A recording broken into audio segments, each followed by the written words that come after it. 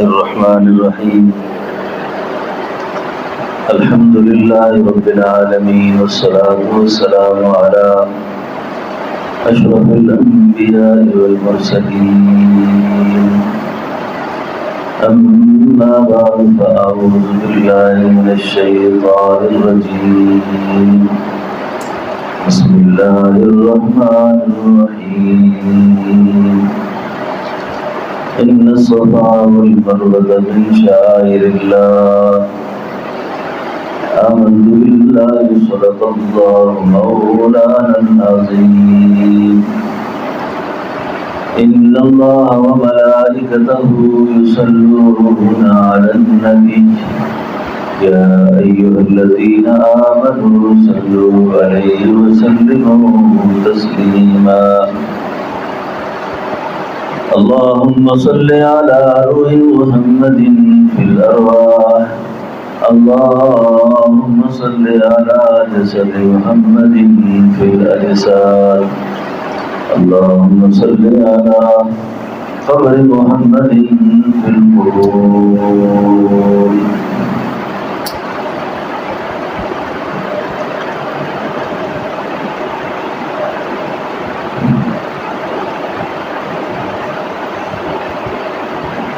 قرآن کریم میں اللہ تعالیٰ نے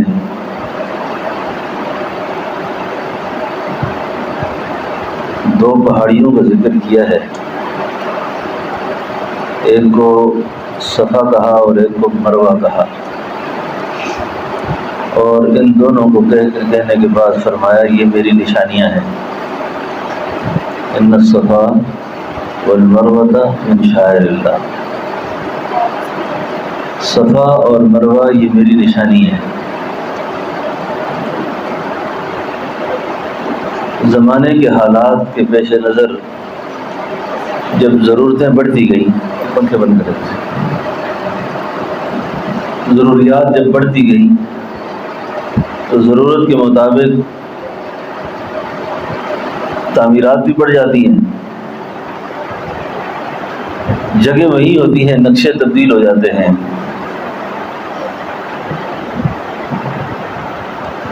لیکن صفا اور مروہ کی یہ دونوں پہاڑیوں کے نشانات اللہ کے حرم میں ابھی تک موجود ہیں اور قیامت تک رہیں گے۔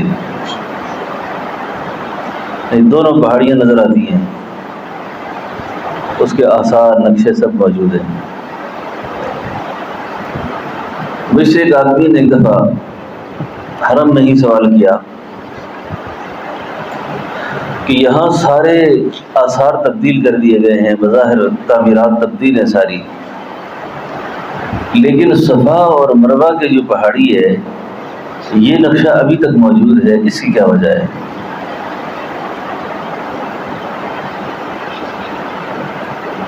یہ میں صفا کی پہاڑی پر بیٹھا ہوا تھا، اب تو انہوں نے دیوار لگا کے کدے بند کر دی ہیں، تو میں نے جواب میں یہ بات عرض کی کہ اللہ خود فرماتے ہیں کہ ان الصفا والمروۃ من شعائر اللہ، صفا اور مروہ میری نشانیاں ہیں، تو اللہ کی نشانی کو کوئی نہیں مٹا سکتا۔ اب صفا اور مروہ جو ہے اس کی ایک مستقل ایک تاریخ ہے، اور وہ قصہ بھی اللہ نے قرآن کریم میں بیان فرمایا ہے کہ سیدنا حضرت اسماعیل علیہ السلام، آپ کی ماں سیدہ طیبہ حضرت ہاجرہ، یہ ماں اور بیٹا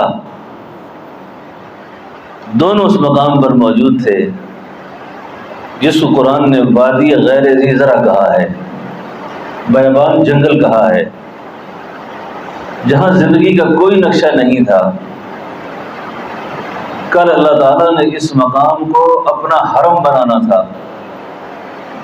کل اس مقام پر اللہ نے اپنے محبوب پیغمبر کو پیدا کرنا تھا، کل اس مقام کو کوئی عزت بخشنی تھی، اس جگہ کو کوئی شرف بخشنا تھا۔ اب اماں ہاجرہ اور سیدنا حضرت اسماعیل یہ ماں بیٹا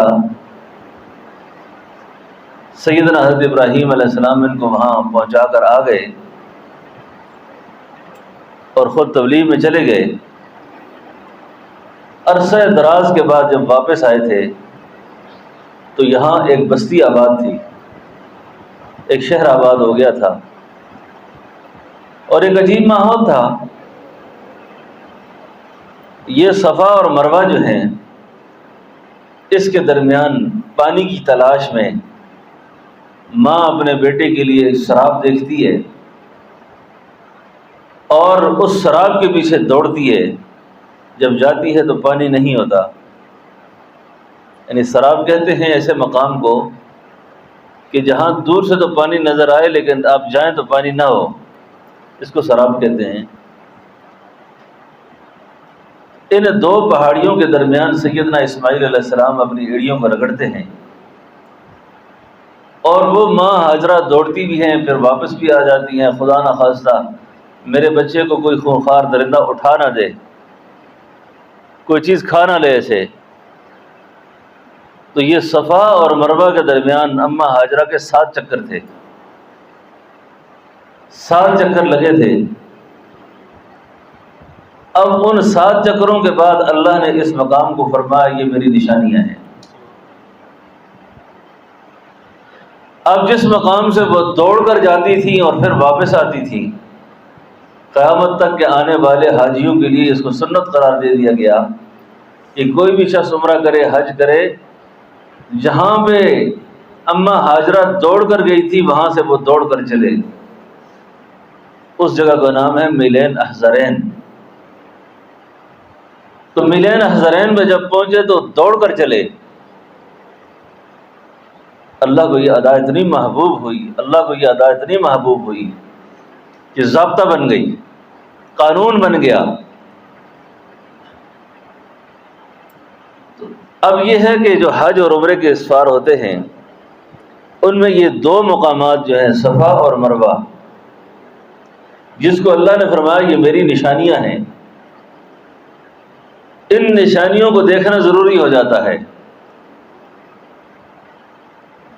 اور یہ حج اور عمرے کے لیے ان مقامات کا چکر ضروری ہو گیا کہ کوئی بھی شخص اگر وہاں جائے اور یہ عمل نہ کرے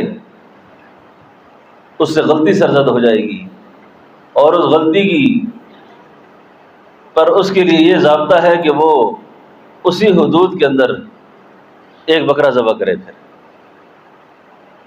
اس پر دم لازم آ جائے گا۔ ہم لوگ جو عمرے کرتے ہیں یا حج کرتے ہیں، کئی دفعہ اچھے اچھے لوگ حج اور عمرے کے مسائل کے حوالے سے انتہائی کاہل واقع ہوتے ہیں، ان کو معلوم ہی نہیں ہوتا کہ اس مسئلے کی شرعی حیثیت کیا ہے۔ اب جو سعی ہے جس کو ان صفا والمروہ کہا گیا کہ ان 2 پہاڑیوں کے درمیان یہ واجب ہے، اور عمرے کی ترتیب کے اندر بھی یہ واجب ہے۔ مثلا کوئی آدمی عمرے کی نیت کرتا ہے تو وہ احرام باندھتا ہے، اور احرام اس کے بعد وہ طواف کرتا ہے۔ تیسرا عمل وہ سعی کا ہے، یعنی صفا مروہ میں دوڑ لگاتا ہے۔ اب احرام جو ہے یہ خود ایک بہت بڑا ایک اہم مسئلہ ہے کہ احرام کس کو کہتے ہیں، احرام کیا چیز ہے۔ احرام نام ہے نیت کا، احرام نام ہے نیت کا، اور جب احرام کی نیت باندھ دیتا ہے تو پھر انسلے لباس میں آ جاتا ہے، اس لباس میں آ جاتا ہے جس لباس میں اس نے اپنا آخری سفر کرنا ہے۔ آخری سفر سمجھتے ہیں نا؟ کون سا آخری سفر؟ موت والا۔ اللہ اس طریقے سے اس کو بیار و مددگار کر دیتا ہے کہ اس کا جیب نہیں ہے، اس کے ساتھ ظاہری کوئی چیز بھی نہیں، ابھی انسلا لباس ہے اس کا۔ اب یہ جو احرام ہے یہ عمرے کے اندر 4 باتیں ہیں۔ عمرے میں کتنی باتیں ہیں؟ 4۔ اب یہ جو 4 باتیں عمرے کے اندر ہیں، ان میں پہلی بات، پہلا عمل وہ احرام کا ہے۔ اور احرام کیا ہے؟ احرام ہے نیت اور انسلے لباس کو احرام کہتے ہیں، یہ بندہ احرام میں ہے۔ اور پھر احرام کی پابندیاں کیا ہیں، احرام میں کیا نہیں کر سکتا اور کیا کر سکتا ہے۔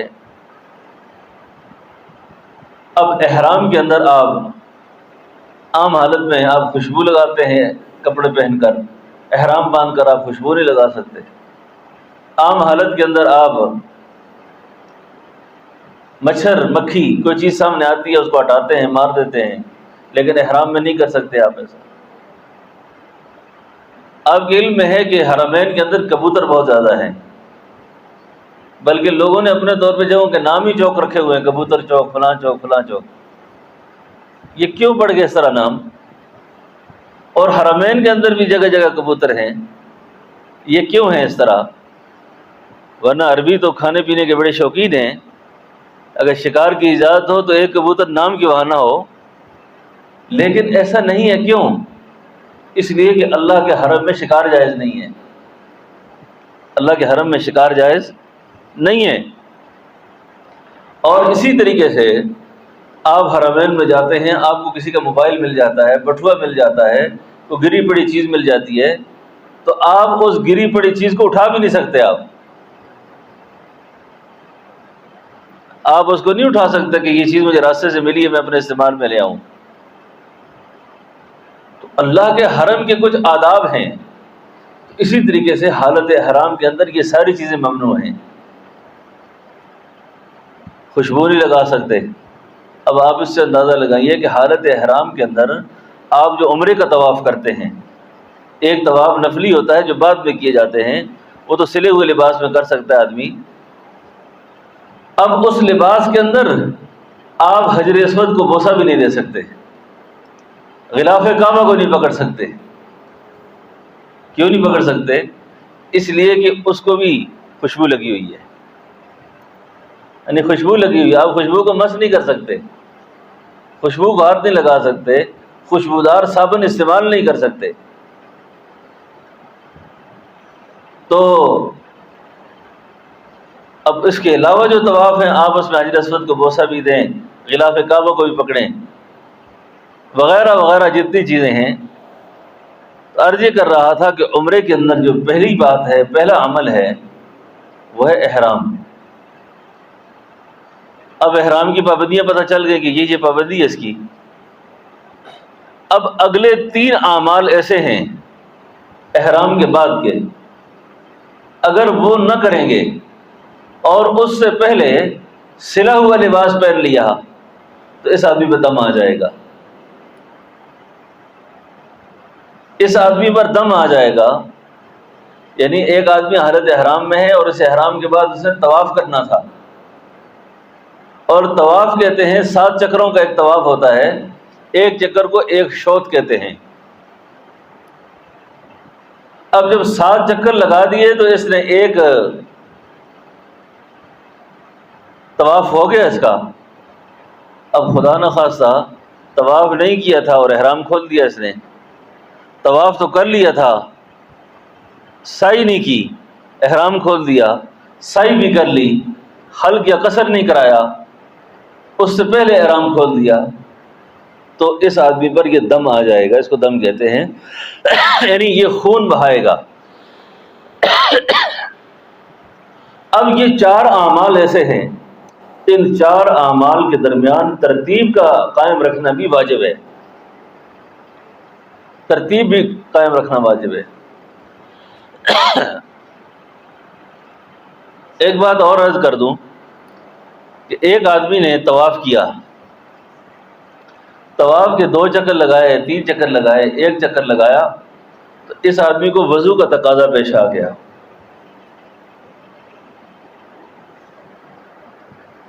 وضو کا تقاضا پیش آ گیا،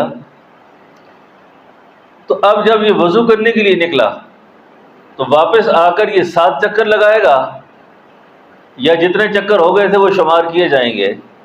تو اس کا جواب یہ ہے جو لگائے تھے وہ شمار ہوں گے، بقیہ جو چکر باقی ہیں وہ لگا کے اپنا طواف پورا کر دے۔ مزید بات یہ ہے کہ اب طواف کیا، تھک گیا، کیا سعی ابھی فوری کر لے یا 2 دن بعد بھی کر سکتا ہے؟